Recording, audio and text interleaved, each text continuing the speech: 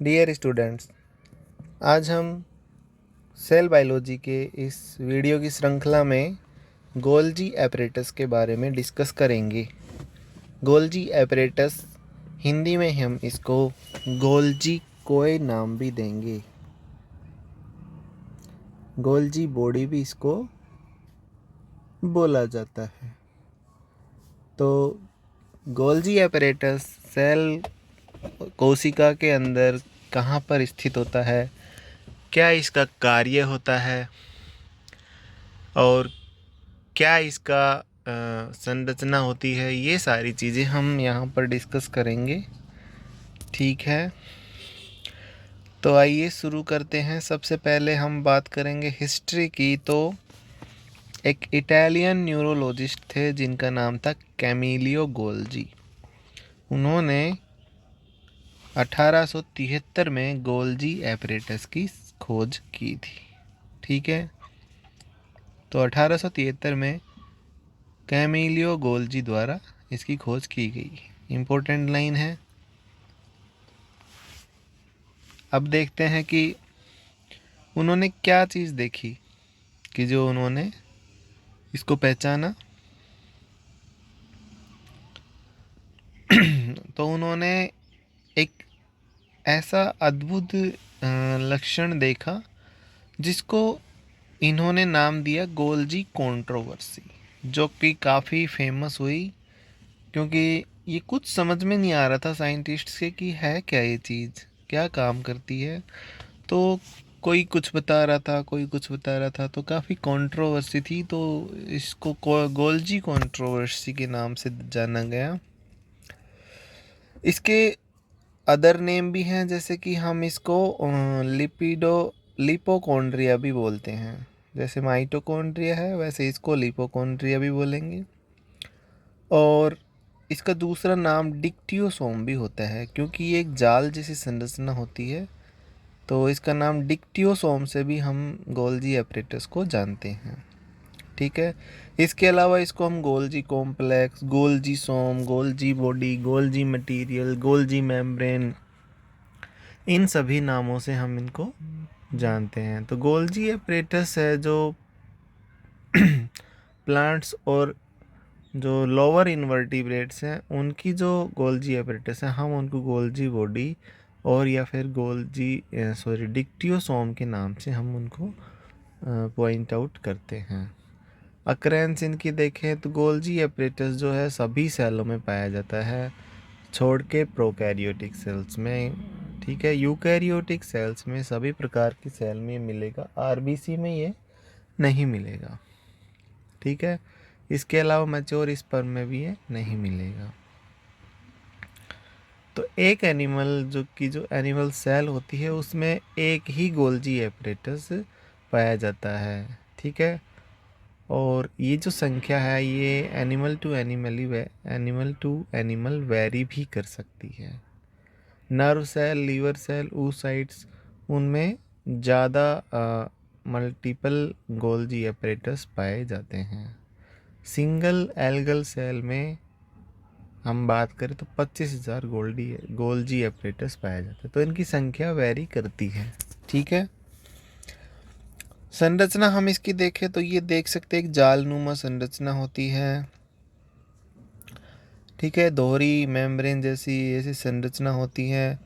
इसके 3 पार्ट होते हैं। सिस जो कि न्यूक्लियस के पास में होता है, ठीक है, और मीडियन होता है जो बीच का पार्ट होता है, और इधर का जो पार्ट है इसको हम बोलते हैं ट्रांस, जो कि न्यूक्लियस से दूर होता है, और प्लाज्मा मेम्ब्रेन कोशिका झिल्ली के पास में जो होता है उसको हम ट्रांस पार्ट इसको बोलते हैं, ट्रांस गोल्जी बोलते हैं। तो 3 प्रकार के गोल्जी हो गए, सिस, मीडियन और ट्रांस। अब इनमें कुछ संरचनाएं पाई जाती, जैसे इसमें सिस्टर्ना होती हैं, इसमें वेसिकल्स होते हैं। ठीक है, वो अभी हम आगे डिस्कस करते हैं। तो गोल्जी एपरेटस वो प्लांट्स और एनिमल्स का लगभग सेम होता है। जैसे जैसे कोशिका की आकार बदलेगा तो गोल्जी एपरेटस भी थोड़ा सा अपना आकार बदल लेता है। गोल्जी एपरेटस में बहुत सारी संरचनाएं होती हैं, जैसे कि 3 संरचनाएं मेन हैं।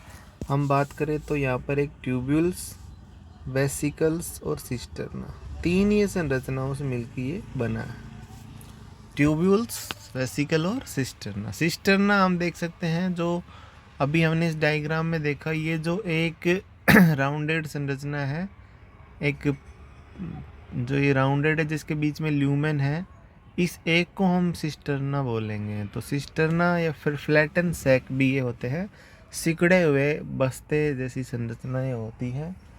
ठीक है, तो सिंपलेस्ट यूनिट जो गोल्जी एपरेटस की है वो सिस्टर्ना होती है। ये एक मेम्ब्रेन बाउंड संरचना होती है जिसके बीच में एक ल्यूमेन होती है। बहुत सारे सिस्टर्ना एक दूसरे के ऊपर एक व्यवस्थित होते हैं, और इन ग्रुप ऑफ सिस्टर्ना को हम डिक्टियोसोम या फिर ग्रुप ऑफ डिक्टियोसोम के नाम से जानते हैं, जिसको हम इसी संरचना को हम गोल्जी एपरेटस का नाम देते हैं। तो ये सिस्टर्ना ही इनकी मेन संरचना होती है। ट्यूब्यूल्स, बहुत सारे एसोसिएटेड वेसिकल्स और ट्यूब्यूल्स इनके साइड में अटैच होते हैं। वेसिकल्स जो है, तो एक सिस्टर्ना से दूसरी सिस्टर्ना के बीच में जो मटेरियल्स का एक्सचेंज है वो वेसिकल्स के द्वारा होता है। तो यहाँ पर हमें कुछ 3-4 प्रकार के वेसिकल मिलेंगे। ट्रांजिशनल वेसिकल्स होते हैं, एक सिक्रीटरी वेसिकल होते हैं जो कि प्लाज्मा मेम्ब्रेन और गोल्जी के बीच में होते हैं। ट्रांजिशनल वेसिकल है, ये ईआर और गोल्जी के बीच में होते हैं। और क्लैथरीन कोटेड वेसिकल्स हैं जो कि intercellular traffic of membrane secretory product, जो कि प्लाज्मा मेम्ब्रेन या फिर कोशिका से बाहर जाने वाली जितनी भी मटेरियल है उनमें जो वेसिकल होते हैं वो एक क्लैथरीन नामक प्रोटीन से कोट होते हैं, उनके चारों तरफ कवरिंग होती है उसकी, उनको हम क्लैथरीन कोटेड वेसिकल्स बोलते हैं।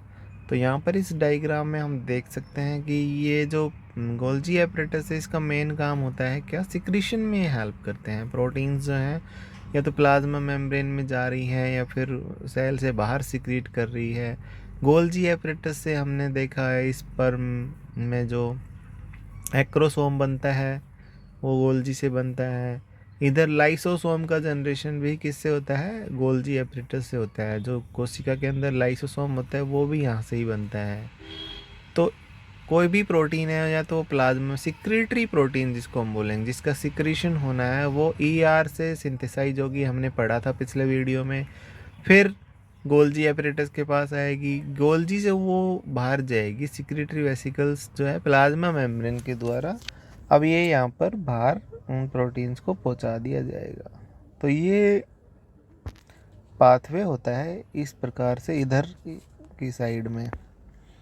ठीक है, तो मेन काम जो है वो क्या है, इनका सिक्रीशन का काम है। वेसिकल्स के द्वारा ये प्रोटीन के ट्रांसपोर्ट करने का काम करते हैं।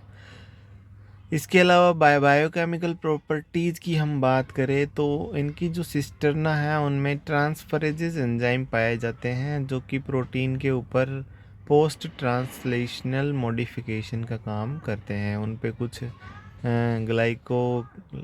ग्लूकोज या फिर कार्बोहाइड्रेट मॉलिक्यूल ट्रांसफ़र कर देते हैं।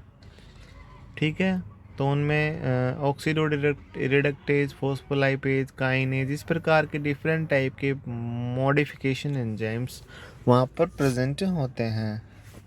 ओरिजिन जो है, ऐसा माना जाता है कि गोल्जी एपरेटस जो अपने पुराने जो गोल्जी हैं उनसे ही इनका नई सिस्टर्ना, पुरानी सिस्टर्ना से ही नई सिस्टर्ना का जनरेशन होता है। तो इस प्रकार से इनका जनरेशन होता है। फंक्शंस की बात करें तो गोल्जी वेसिकल्स को हम traffic police of the cell, कोशिका का अंदर जो ट्रैफिक पुलिस का काम है वो गोल्जी एपरेटस द्वारा किया जाता है। ये एक इम्पोर्टेंट रोल प्ले करते हैं। क्या करते हैं कि ये जो प्रोटीन्स ईआर एंडोप्लाज्मिक रेटिकुलम के द्वारा सिंथेसाइज की गई हैं उनको उनके प्रॉपर डेस्टिनेशन तक पहुंचाने का काम करते हैं। उनके उचित जो उनका स्थान है जहाँ पर उनको जाना है, उनको व्यवस्थित होना है कोशिका में, जहाँ पर वो अपना कार्य करेंगे, तो वहाँ पर पहुँचाने के लिए इनका जो कार्य है वो काफ़ी इम्पोर्टेंट है। ये उनको उनके डेस्टिनेशन तक पहुंचाने में एक इम्पोर्टेंट रोल प्ले करते हैं।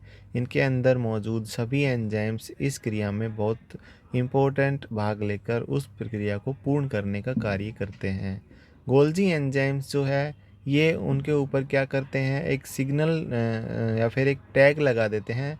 उस टैग की मदद से वो जो प्रोटीन्स है अपने प्रॉपर डेस्टिनेशन तक पहुंचने में सफल हो जाती है।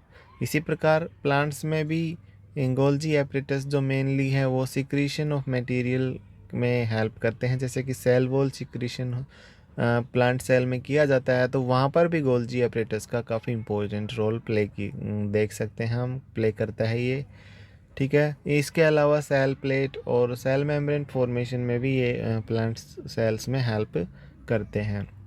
एनिमल सेल में हम बात करें तो जो एक्जोसाइटोसिस प्रोसेस जो होती है, जिससे कोशिका कोई भी मटेरियल है अपने प्लाज्मा मेम्ब्रेन से बाहर सिक्रेट करती है, उस प्रोसेस में ये काफ़ी इंपॉर्टेंट रोल प्ले करते हैं। जैसे हम हमारे म्यूकस जो ग्लैंड है माउथ में होती है, मेमोरी ग्लैंड है जहाँ पर दूध बनता है बच्चों का। ठीक है, तो सिक्रीशन ऑफ कोलाजन प्रोटीन जो कि एक्स्ट्रा सेलुलर मैट्रिक्स में पाई जाती हैं, और मिलेनिन प्रोटीन, इन सभी प्रोटीन्स का और हार्मोन्स जो कि इस कोशिका से बाहर सिक्रीट की जाती हैं, उन सभी में गोल्जी एपरेटस का काफ़ी इम्पोर्टेंट रोल हम देख सकते हैं। तो ये सब सारी काम गोल्जी एपरेटस द्वारा की जाती है। तो कुल मिलाकर गोल्जी एपरेटस एक इम्पोर्टेंट पार्ट है कोशिका का। यूकैरियोटिक कोशिका में ये सिक्रीशन में मेन हेल्प करता है। इसके अलावा डिटॉक्सिफिकेशन में भी ये हेल्प करता है। पोस्ट ट्रांसलेशनल मॉडिफिकेशन यहाँ पर किए जाते हैं और डिफरेंट प्रोटीन्स को उनके प्रॉपर डेस्टिनेशन तक उनको पहुँचाया जाता है। तो यहाँ पर वेसिकल्स जो होते हैं इनके वो इम्पोर्टेंट रोल प्ले करते हैं। वेसिकल ट्रैफिकिंग होती है, इसको कोशिका का ट्रैफिक पुलिस भी हम बोलते हैं। तो ये सारे कार्य गोल्जी एपरेटस द्वारा किए जाते हैं। उम्मीद है आपको समझ में आए होंगे। धन्यवाद।